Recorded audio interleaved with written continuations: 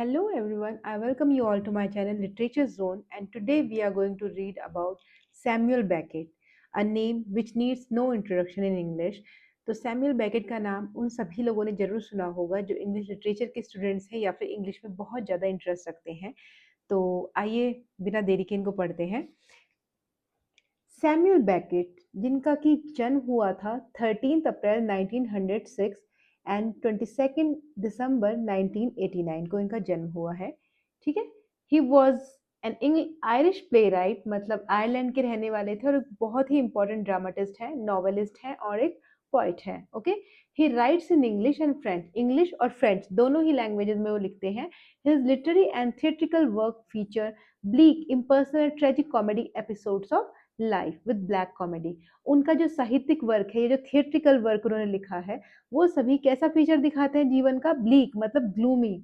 Okay. Impersonal जो किसी का व्यक्तिगत नहीं है। ट्रेजिक कॉमेडी, इसमें कॉमेडी भी होगी और थोड़ा दुख भी होगा। इस तरह के जीवन के इंसिडेंट जो होते हैं वो अपने वर्क के थ्रू दिखाते हैं with black comedy. Black comedy होती है कि जिसमें कुछ मजाकिया बातें भी होंगी, और ब्लैक इसलिए कहा जा रहा है बिकॉज में जीवन की कुछ ऐसी चीजें भी दिखाई जाएंगी जो बहुत अच्छी नहीं होगी, या जीवन का ऐसा एस्पेक्ट दिखाया जाएगा जो बहुत अच्छा नहीं होगा, जो होपलेस होगा, ग्लूमी होगा, उस तरह से। He is credited with transforming modern theatre.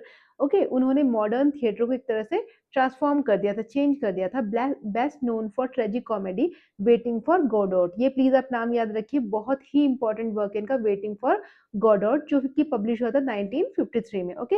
Baked received 1969 Nobel prize in literature. 1969 में नोबेल प्राइज मिला था साहित्य, लिटरेचर के लिए। Okay.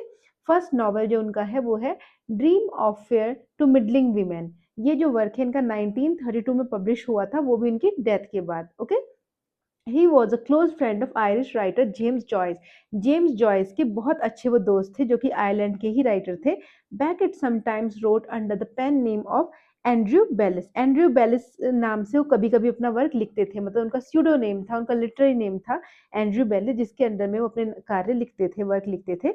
Baked is considered to be one of the last modernist writers and credited with the theatre of absurd. Theatre of absurd जिसके बारे में हम आगे पढ़ेंगे। थिएटर ऑफ एब्सर्ड कहते हैं, एब्सर्ड का मतलब क्या होता है? बेफिजूल का काम, है ना। तो इन वर्क्स में भी आपको दिखेगा कि किस तरह से बेफिजूल की थीम को उन्होंने इसमें ट्रीट किया है और अपने वर्क को एक बहुत ही यूनिक फीचर दिया है। ओके।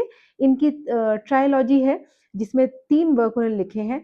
मलॉय जो कि 1951 में पब्लिश हुआ था, मेलॉन्डाइज जो कि 1951 में पब्लिश हुआ था, और द अननेमेबल 1953 में। और ओरिजिनली ये वर्क पब्लिश हुआ था फ्रेंच में, and later on it got translated into English. Thank you.